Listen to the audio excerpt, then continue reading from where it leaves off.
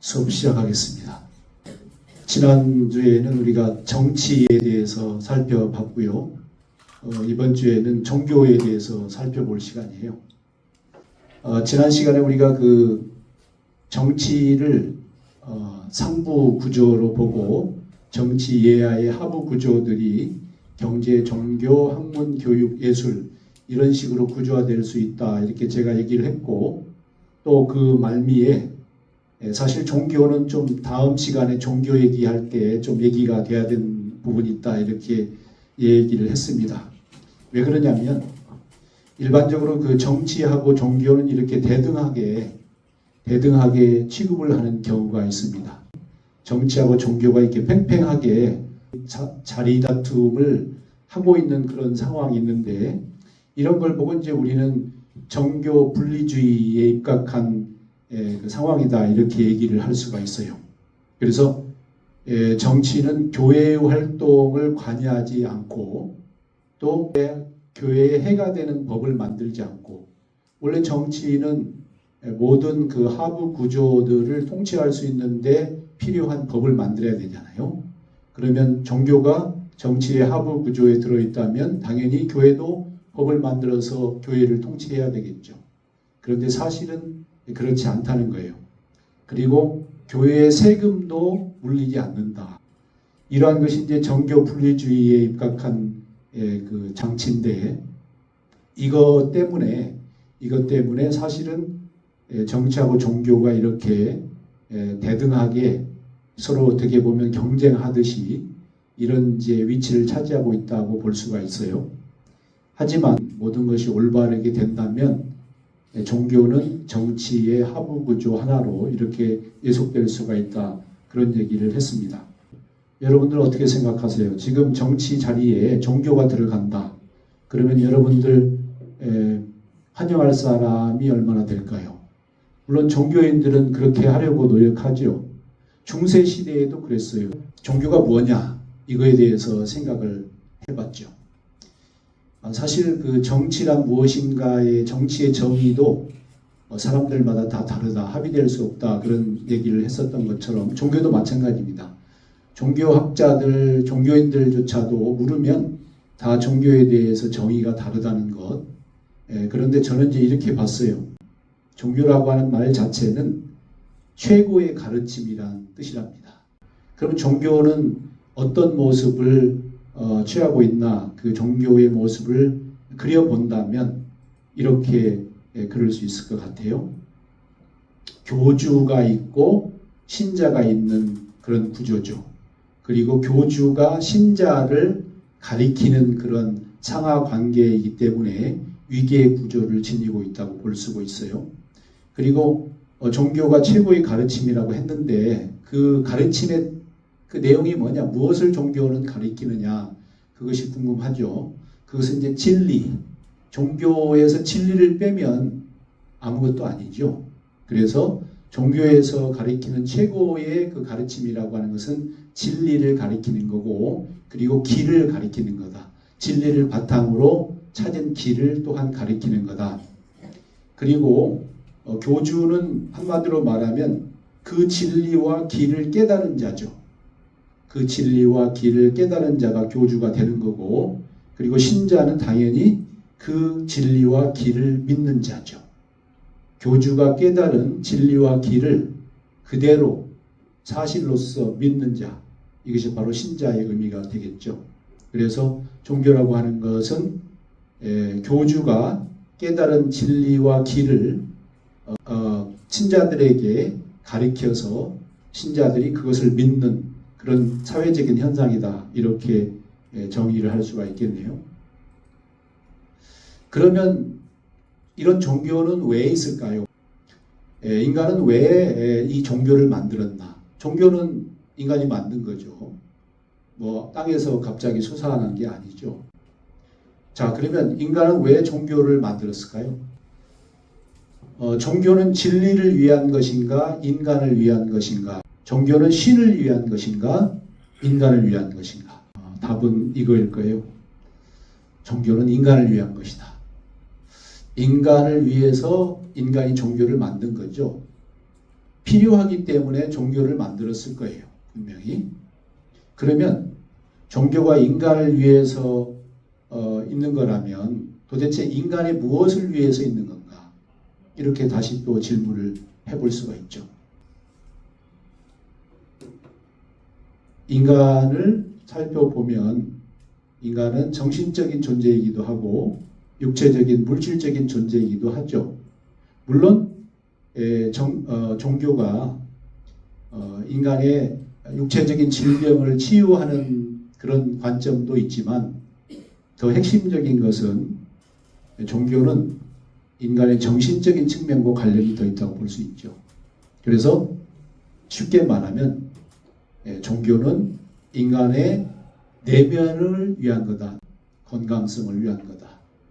인간의 내면을 건강하게 회복시키는 데 필요하기 때문에 종교를 만든 거다. 이렇게 얘기할 수가 있을 거예요.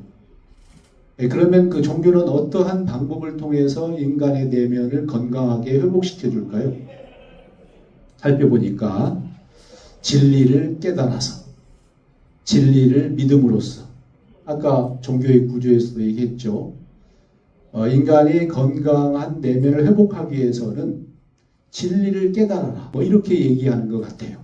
제가 보기에는 그렇습니다. 그런데 문제는 종교들이 하나만 있는 게 아니에요. 세계 3대 종교만 보더라도 벌써 3개잖아요. 불교가 있고 기독교가 있고 그 다음에 이슬람교가 있잖아요. 근데 이런 종교들은 갈등을 보인다는 거죠. 그래서 종교적 갈등이 현존하는 게 지금 상황이에요. 종교들은 사실 정치와 마찬가지로 이로움을 줘야 되는 거잖아요. 많은 사람들에게, 국민들에게 정치가 국민들의 평화로운 삶을 보장해 줘야 한다면 종교도 국민들의 삶을 평화롭게 이렇게 해줘야 되는데 정치와 마찬가지로 오늘날의 종교는 오히려 사회를 더욱 혼란스럽게 하는 그 부담이 되고 있는 그런 상황이에요. 그래서 지난 시간에 정치가 이런 식으로 계속 국민들에게 부담만 주게 된다면 국민들로부터 외면을 받을 것이다. 그런 얘기를 했던 것처럼 오늘날의 종교들이 그렇기 때문에 또한 사람들로부터 외면을 받는 부분도 많죠. 그래서 현대 종교들이 좀 쇠퇴 중이다. 사람들이 많이 안 믿는다. 여러분 종교전쟁에 대해서 많이 들어봤을 거예요. 십자군 전쟁, 유럽 종교전쟁, 유럽 종교전쟁을 구체적으로 얘기하면은 기사전쟁, 반종교개혁전쟁, 30년 전쟁, 사보이아 발도파 전쟁, 사망국 전쟁, 9년 전쟁, 스페인 계승전쟁 이런 것들이 전부 다 종교전쟁으로 역사적으로 기록되어 있습니다. 16세기와 17세기에 걸쳐서 일어났던 종교전쟁들이에요. 지금도 종교전쟁은 계속 벌어지고 있습니다. 유대교와 이슬람교 갈등, 개신교와 가톨릭 갈등, 기독교와 이슬람 갈등, 힌두교와 이슬람 갈등, 인도네시아 같은 경우에 이슬람교와 기독교 갈등, 스리랑카 같은 경우에는 불교와 힌두교 갈등. 이렇게 많은 그 종교들이 서로 갈등을 빚으면서 사회를 혼란스럽게 하고 있는 거죠. 최고 수준을 기록한 것으로 알려졌습니다. 미국 여론조사기관 퓨 리서치가 남북 아메리카를 제외한 198개 나라를 대상으로 조사한 결과 2012년 종파 간 폭력 사태 등 종교 관련 갈등을 겪는 나라의 비중이 33%에 달하는 것으로 나타났습니다. 이는 29%를 기록했던 2011년보다 4%포인트 상승한 것이며 관련 조사가 시작된 2007년의 20%에 비하면 13%포인트나 오른 것으로 알려졌습니다. 특히 종교 갈등은 중동과 북아프리카 지역에서 더 심해진 것으로 드러났습니다. 실제로 이집트에서는 콥트교 교회와 기독교인 사업자에 대한 공격이 증가한 것으로 알려졌으며 이는 아랍의 봄의 여파가 많은 얘기들이 있을 수 있죠. 종교 갈등이 지금도 도처에서 진행되고 있다. 뭐 그런 식으로 요약을 하면 될 것 같은데요. 아무튼 그 종교들은 서로 갈등 상태를 보이면서 사회를 평화롭게 하기는커녕 또 혼란스럽게 만드는 측면이 많다. 심지어는 그 목숨까지도 위협하는 그런 전쟁까지도 벌이는 상황이다. 그리고 아까도 말씀드렸지만 그 종교를 자기만의 종교가 옳다고 해서 강압적으로 포교, 선교를 하는 그런 부분이 많다. 그리고 각 종교마다 자신들이 말하는 진리가 진리라고 말한다는 거예요. 그런데 자신들의 종교가 진리라면 그 진리들끼리 충돌이 가능하겠느냐. 진리는 하나이기 때문에 충돌할 수가 없죠. 진리가 서로 다르니까 서로 충돌이 되겠죠. 자, 그런 측면들이 종교 갈등의 원인이 될 수 있다. 우리가 이렇게 짐작을 해볼 수 있는데요. 그래서 저는 불교와 기독교를 실질적으로 한번 이렇게 살펴봄으로써 왜 종교 갈등이 발생되는가, 어느 지점에서 종교 갈등이 생기나 이런 것들을 좀 생각해보는 시간을 가졌으면 좋겠어요. 자, 불교, 기독교가 뭐냐? 기원부터 한번 살펴보죠. 불교는 기원전 6세기경에 인도의 고타마 시타르타라고 하는 석가모니죠. 부처라고 하는 분에 의해서 창시된 종교죠. 그리고 기독교는 1세기에 이스라엘의 예수에 의해서 창시된 종교라는 걸 우리는 다 이미 잘 알고 있습니다. 부처와 예수는 자신들이 깨달은 진리가 있어요. 그 깨달은 진리를 사람들에게 설파하고 가리키고 그러면서 일반 대중들의 삶을 고통 속에서 좀 구해주는 그런 노력을 많이 한 분들이에요. 그래서 우리가 성자라고 부르지 않습니까? 사회적인 그 평등이나 평화를 위해서 굉장히 노력을 하신 성자분들이에요. 그러나 이제 부처와 예수는 그렇게 같은 점도 있지만 다른 점도 있습니다. 다른 점 몇 가지만을 얘기하면 이 예수는 기적을 좀 많이 행했던 것으로 알려져 있어요. 아마 종교적 끌림에서 이런 부분 때문에 많이 끌림이 있지 않나. 병자를 낫게 하고 귀신을 내쫓고 물로 포도주를 만들고 이런 기적들을 행했다고 알려지고 있습니다. 그리고 자신이 하나님의 아들이다. 그리고 유대의 왕이다. 이렇게 주장을 하기도 했죠. 그것 때문에 이제 예수가 이스라엘 백성들로부터 외면당해서 십자가에 못 박혀 죽임을 당한 그런 일이 있었죠. 근데 그 예수는 교리에 의하면 죽은 지 3일 만에 부활을 했다고 합니다. 그리고 하늘로 올라갔다고 얘기하죠. 근데 이 부처가 창시한 그 불교라든가 예수가 창시한 기독교조차도 갑자기 생겨난 게 아니라는 거예요. 불교가 있기 전에는 힌두교가 있었어요. 그리고 기독교가 있기 전에는 유대교가 있었죠. 그래서 불교는 힌두교에 이어서 나타난 거고 기독교는 유대교에 이어서 나타난 거예요. 힌두교가 없었다면 불교가 나타날 수가 없어요. 그리고 유대교가 없었다면 기독교가 또 나타날 수가 없죠. 힌두교가 만약에 완벽한 종교였다면 불교가 나타날 수가 없었겠죠. 그리고 유대교가 완벽한 종교였다면 또 기독교가 나타날 수가 없었겠어요. 그래서 이런 걸 보면 인간이 만든 종교는 인간의 지적 성장에 따라서 진화를 한다고 볼 수가 있어요.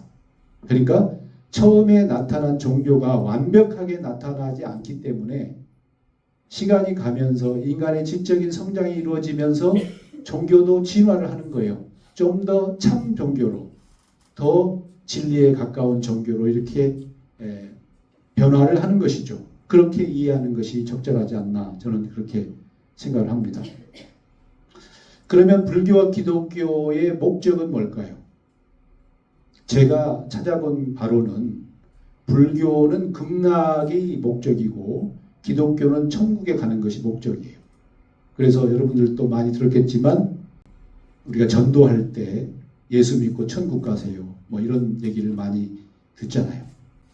그러면 극락에 가고 천국에 가려면 어떤 방법으로 그렇게 갈 수 있느냐를 한번 찾아봤어요.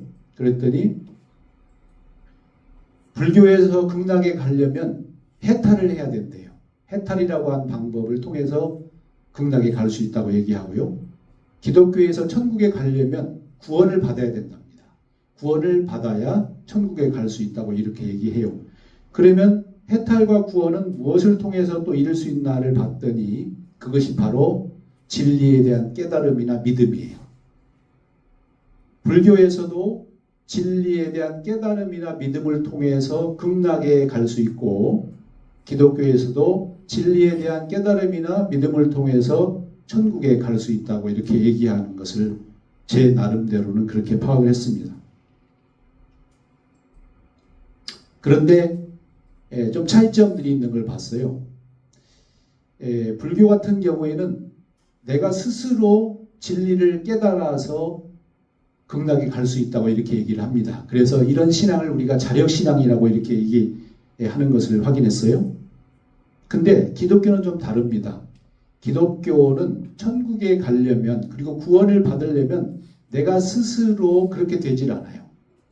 기독교의 얘기는 신이 내가 예수님을 영접하면 예수님의 그 영이 죽었으니까 이제 영으로 영혼 이렇게 됐겠죠. 그래서 예수님의 영이 내 안으로 들어와서 내 안에 천국의 마음을 열어주고 천국에 갈 수 있게 해준다는 거예요.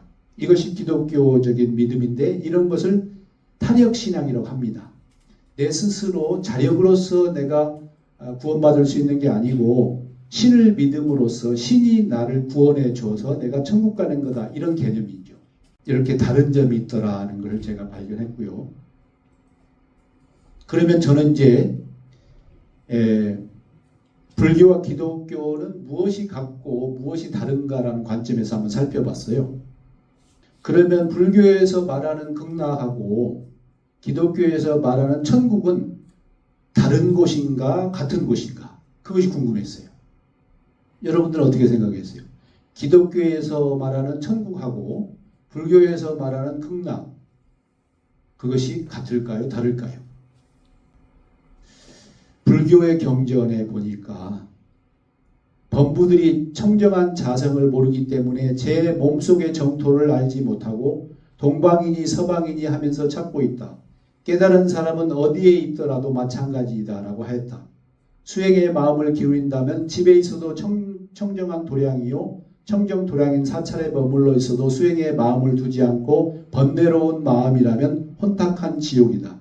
지옥과 극락은 마음이 만드는 것이다. 그리하여 마음이 청정하면 곧 이것이 자성의 서방 정토니라 라고 하였다. 그러니까 청정한 마음이 바로 극락이라는 거예요. 서방 정토가 바로 극락을 말하는 거거든요. 기독교 경전을 찾아봤어요. 예수님 말씀이 나오더라고요. 바리새인들이 하나님의 나라가 어느 때에 임하니까 묻건을 예수께서 대답하여 가라사대 하나님의 나라는 볼 수 있게 임하는 것이 아니요 또 여기 있다 저기 있다라고도 못하리니 하나님의 나라는 너희 안에 있느니라. 이런 말이 있어요. 그러면 천국도 하나님의 나라가 천국이잖아요. 천국도 내 안에 있다는 거예요.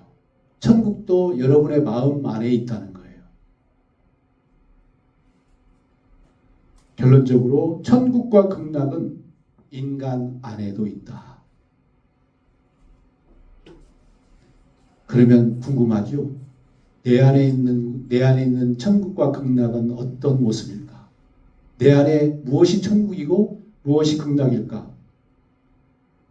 그러면 내 안을 살펴봐야죠. 내 안을 뒤져서 천국이 어디 있는지 무엇인지 확인해야죠.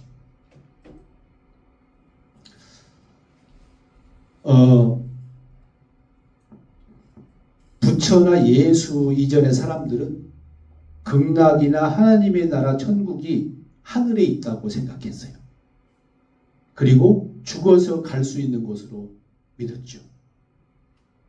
그러나 성경에 보면 하나님은 내 안에 계시고 나는 하나님 안에 있다라는 말이 있어요. 이것을 보면 예수는 하나님이나 하나님의 나라가 우리 안에 있다고 말한 것처럼 보여요. 기독교 이전 유대교에서는 율법을 철저히 지키면 천국에 갈 수 있다고 그렇게 말하고 있어요. 그러나 예수의 말에 의하면 천국은 마음으로 갈 수 있는 것이기에 선한 행위만 한다고 천국에 갈 수 없다는 것을 암시하고 있어요. 이런 점이 부처와 예수가 이전의 힌두교나 유대교의 생각보다 더 진화된 것이라고 이렇게 느껴집니다. 이런 것은 모든 학문에서도 같이 나타나는 현상들이에요. 예를 들어서 인문학이나 사회학 같은 경우에는 처음에는 인간의 행위나 행적들과 같은 피상적인 모습을 살펴봄으로써 인간을 이해하고 사회를 이해하려고 했어요. 그렇지만 그런 단계에서 보다 심층적인 인간의 마음을 통해서 인간과 사회를 보다 근본적으로 이해하려는 방향으로 진화를 하고 있죠.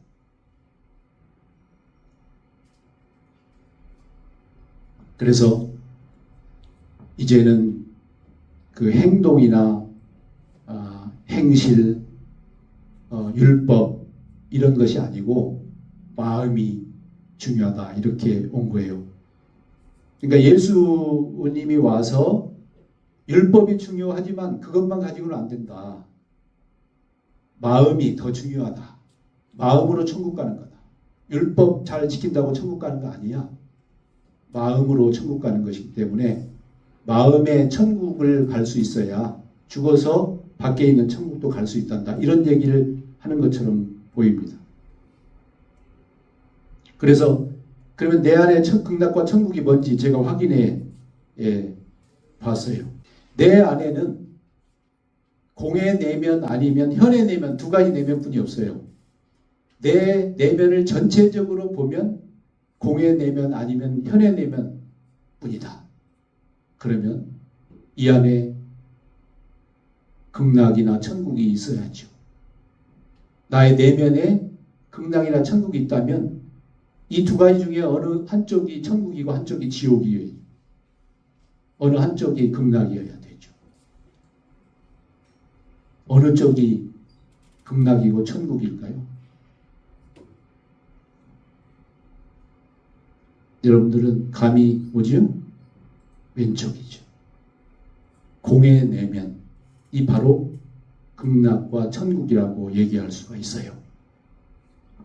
자, 공의 내면은 어떤 특성을 지닌 곳인지 한번 얘기해 볼게요. 인간 안에 있는 공의 빈 내면의 극락과 천국은 생각도 지식도 없는 세계이므로 생겨남도 변화함도 소멸함도 없고 기쁨도 슬픔도 불안함도 초조함도 화남도 없는 깨끗한 마음이다. 청결한 마음이다. 평온한 마음이다. 처음도 끝도 없는 영원한 마음의 세계이다. 이런 마음은 부처나 예수가 깨달은 안에 있는 극락과 천국, 그것과 다를 수가 없겠죠. 그래서 결론적으로 말씀드리면 내 안에 있는 극락과 천국은 빈 내면, 평온한 내면이다가 돼요. 그리고 불교에서 말하는 극락과 기독교에서 말하는 천국은 내 안에서 서로 다르지 않아요. 빈 내면으로서 같다. 이렇게 얘기할 수가 있어요. 우리가 그 인성 상실을 했다고 했을 때 우리가 그 공성을 상실해서 이 공의 내면, 빈 내면, 그 다음에 평온한 내면을 상실한 것이 바로 인성 상실이다. 이렇게 얘기를 한 거죠. 그리고 이 공성이라고 하는 것은 빈 마음으로 세상을 보면 세상이 있는 그대로 그리고 전체적으로 이렇게 보입니다. 그래서 세상을 전체적으로 있는 그대로 깨닫기가 쉬워지죠.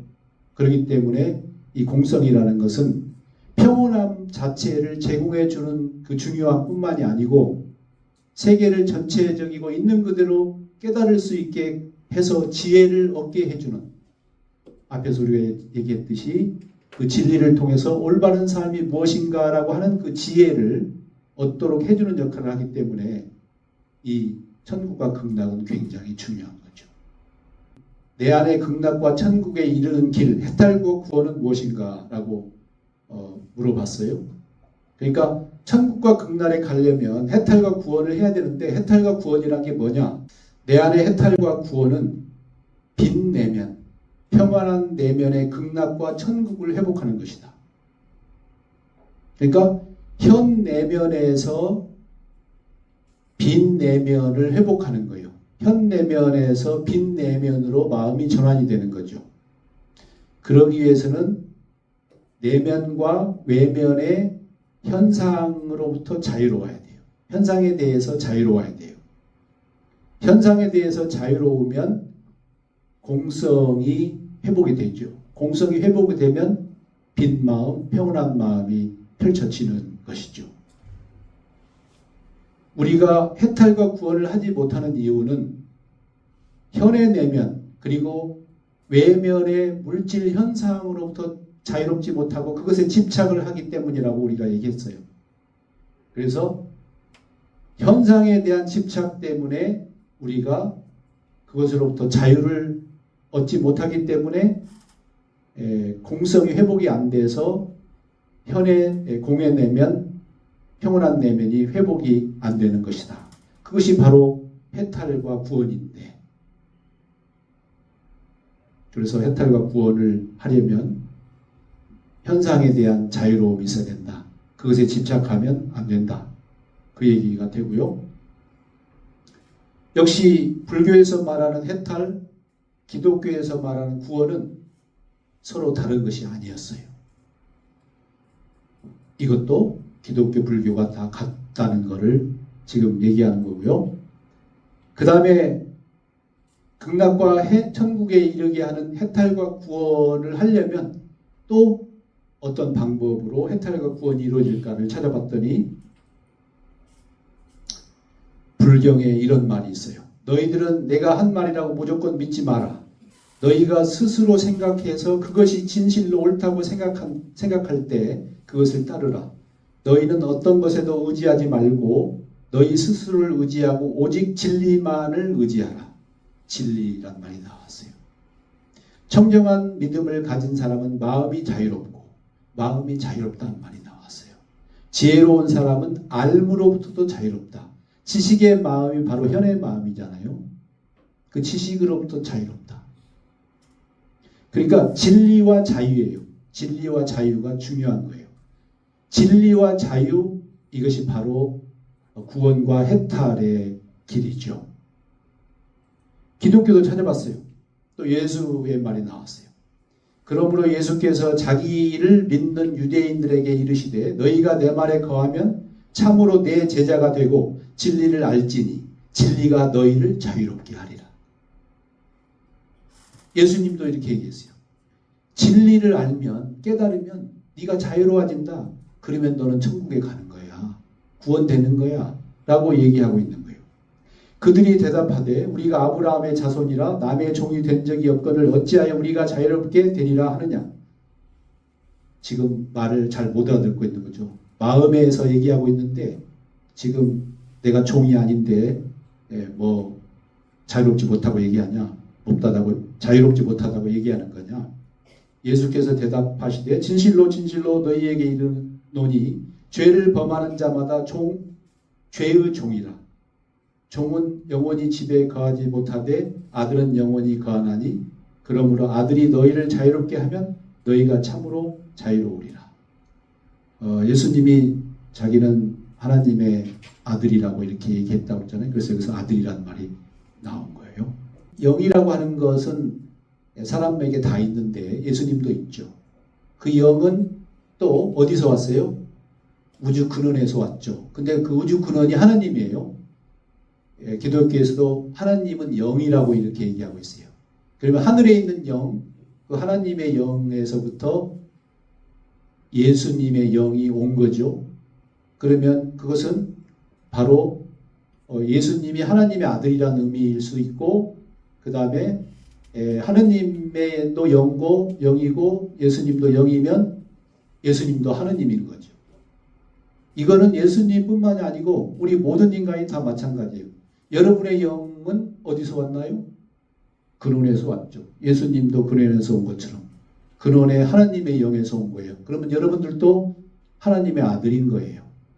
그리고 하나님의 영인 것처럼 여러분도 영을 지니고 있기 때문에 여러분도 하나님인 거죠. 그렇게 해석할 수도 있을 것 같아요. 그래서 결론적으로 말하면 극락과 천국에 이르게 하는 해탈과 구원의 길은 뭐다? 진리에 대한 깨달음이다 는 거예요. 그래서 부처님도 진리를 깨달아라 라고 강조를 하셨고, 예수님도 진리를 깨달아라. 그 진리가 너희를 자유롭게 해줄 거야. 그래야 천국 간다. 이런 얘기를 하고 있는 거예요.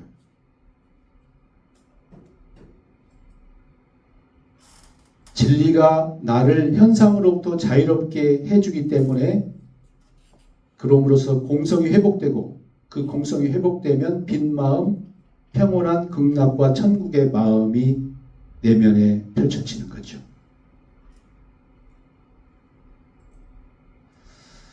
그러면 마지막으로 이제 해탈과 구원을 위해 깨닫거나 믿어야 하는 진리가 뭐냐 궁금하죠? 예수님이 진리를 깨달아라. 부처님이 진리를 깨달아라. 그 진리가 너희를 자유롭게 해줄 거다. 그럼으로써 극락에 갈 수 있고 천국에 갈 수 있다 라고 얘기했는데, 그러면 그 진리는 뭡니까? 라고 물어야 되겠죠. 부처님이 말한 그 진리는, 두 성자가 말한 진리는 여러 가지가 있을 수 있어요. 그런데 여기서 제가 얘기하는 진리는 좀 핵심적인 진리라고 생각되어서 얘기합니다. 부처님은 이 진리를 깨달은 거예요. 색즉 시공 공즉 시생이죠. 인간을 포함한 모든 만물은 공에서 나타난 색이에요. 그리고 다시 공으로 되돌아가는 색이죠. 공에서 색이 나왔다가 다시 공으로 되돌아가는 것이 진리다는 거예요. 이런 진리를 깨달으면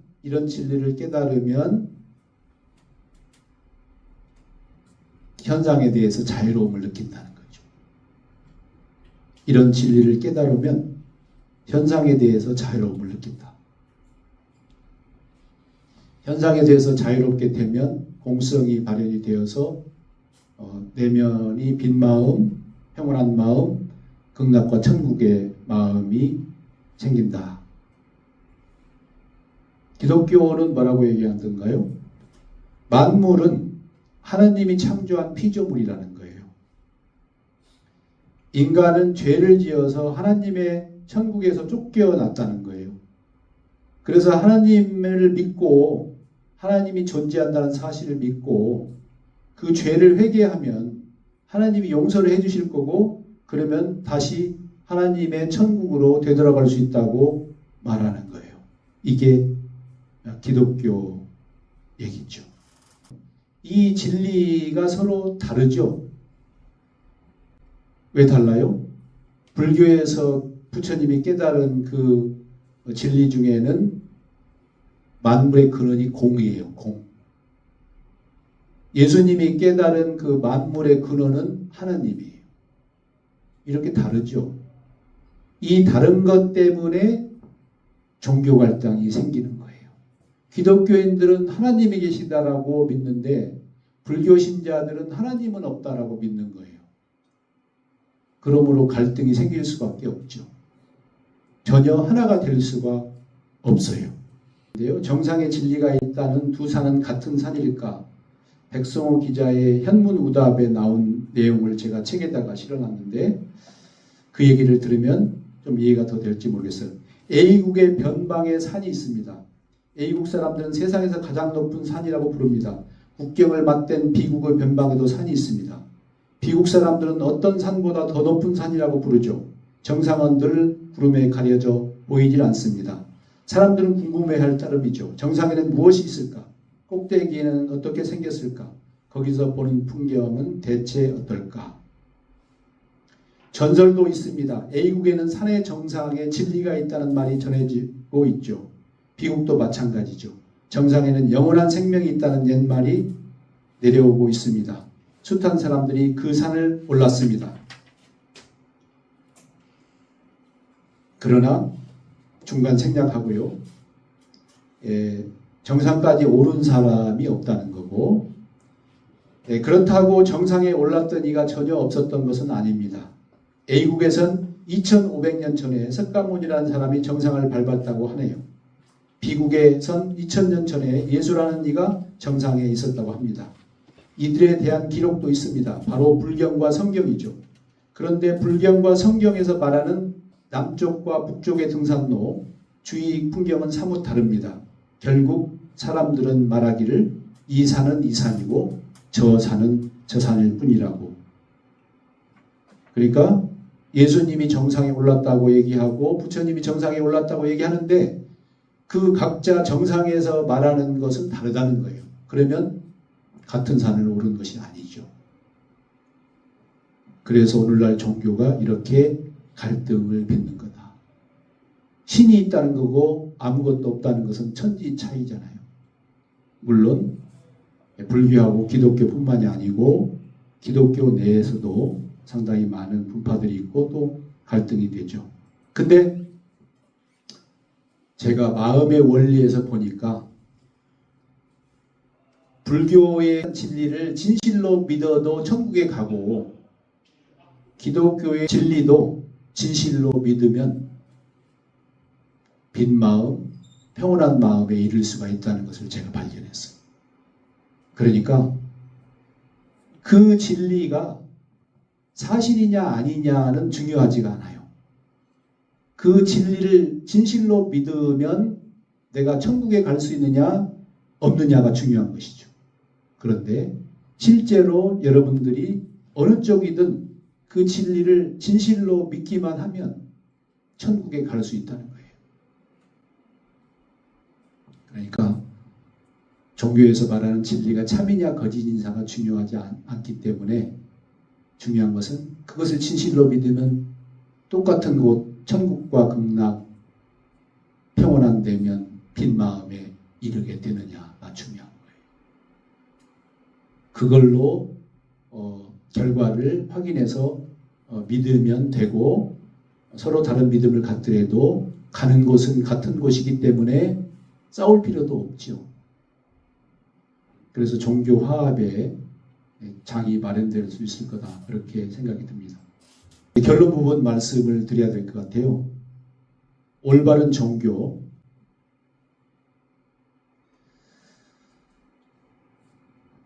올바른 종교는 당연히 목적이 올바라야 되죠. 그리고 방법도 올바라야 되겠죠. 종교의 올바른 목적은 뭐다? 인간 내면의 건강성 회복이다. 인간의 내면에 천국과 극락이 사라졌는데 그것을 다시 되찾는 일이다. 회복하는 것이다. 그것이 종교의 올바른 목적이라는 거고, 올바른 방법은 그러면 왜 인간의 내면에서 천국과 극락이 사라졌는가를 알아야 되죠. 그래서 내면을 전체적으로 보고 내면의 근원과 현상의 진리를 깨달아서 건강성 상실의 원리가 뭔지, 공성 상실의 원리가 뭔지 찾아서 그것을 바탕으로 공성을 회복할 수 있는 길을 찾으면 되죠. 그리고 그것을 찾아서 사람들에게 그 진리와 길을 가르치고 실행하게 해서 실제로 모든 사람들의 마음에 빈 내면, 평온한 내면, 즉 극락과 천국이 다시 회복되도록 하면 되는 거죠. 그래서 21세기 종교가 해야 될 일은 뭐냐? 첫 번째는 진리탐구죠. 어떤 진리탐구예요? 인간의 마음은 왜, 어떻게 건강성을 상실하게 되는가의 자연법 진리를 탐구하고 합의해야 되죠. 모든 종교가 힘을 모아서 이 진리를 탐구해서 합의해야 돼요. 그리고 이 진리는 하늘에 있는 게 아니고 모든 사람들의 내면에 있기 때문에 다 확인이 가능하기 때문에 합의가 가능할 수가 있죠. 그거는 내부인지 공간의 과도한 진화, 나의 현상 집착, 공성 상실, 그 다음에 극락과 천국 상실, 이렇게 원리가 되어 있다는 거고요. 그 다음에 그 진리를 바탕으로 길을 찾아야죠. 건강성 상실을 다시 건강성 회복하는 길을 찾아야 된다는 거죠. 그래서 내면의 건강을 회복할 수 있는 길을 또한 합의해야 된다. 그런데 그 합의할 때 길이 아까 얘기한 것처럼 불교에서의 진리, 기독교에서 진리 서로 다르지만 그것들이 서로 달라도 믿으면 한 곳에 갈 수 있다. 극락과 천국이라고 하는 한 곳에 갈 수가 있다 하면 그것을 합의하면 되죠. 그리고 21세기의 인류의 지성의 높이에 맞게 그 진리관이 좀 새로 이렇게 얘기가 돼야 될 것 같아요. 그래서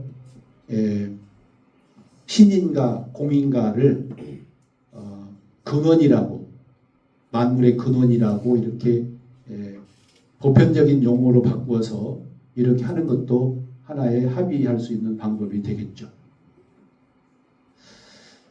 그래서 이 종교가 지금의 그 혼란을 극복하고 올바른 종교로 거듭날 때 종교 문제는 해결이 될 거다.